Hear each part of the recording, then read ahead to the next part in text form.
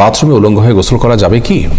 বাথরুমে কিংবা টয়লেটে যেখানে আপনাকে অন্য কেউ দেখতে পাচ্ছে না, এরকম জায়গায় গোসল করলে আপনি শরীরের সমস্ত কাপড় চোপড় খুলে বিবস্ত্র অবস্থায় গোসল করলে সেটি হারাম বা সরাসরি নিষিদ্ধ কোনো কিছু হবে না।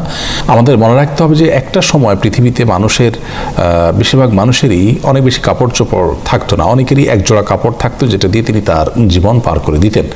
আজকাল আলহামদুলিল্লাহ আমাদের অনেক কাপড় চোপড় রয়েছে।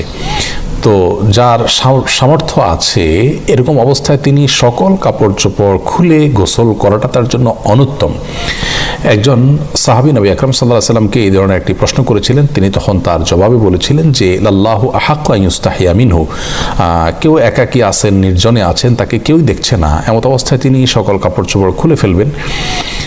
এই বিষয়টি অনুত্তম, কারণ আল্লাহ তাআলা তাকে দেখছেন, আল্লাহর প্রতি তার লাজ লজ্জা থাকা উচিত অন্তত। আর এটি নানান দিক থেকে আমাদের জন্য ক্ষতিকর বটে, মানুষের স্বাভাবিক লজ্জা এটাও কমে যায়। এই জন্য একান্ত প্রয়োজন না হলে বাথরুমে উলঙ্গ হয়ে গোসল না করাটা উত্তম।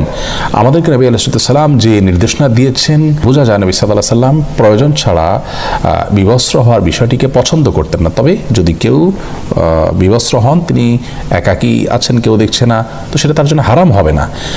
একটা হলো অনুত্তম আর একটা হারাম, দুটো দুই জিনিস। কিন্তু হারাম হবে না বিষয়ের কারণে, গুনাহ হবে না ওটার কারণে, কিন্তু অনুত্তম হলো একজন মুসলমান অনুত্তম কাজ থেকে বেঁচে থাকার চেষ্টা করবেন, কিন্তু প্রয়োজন হলে তিনি এটি করতে পারেন।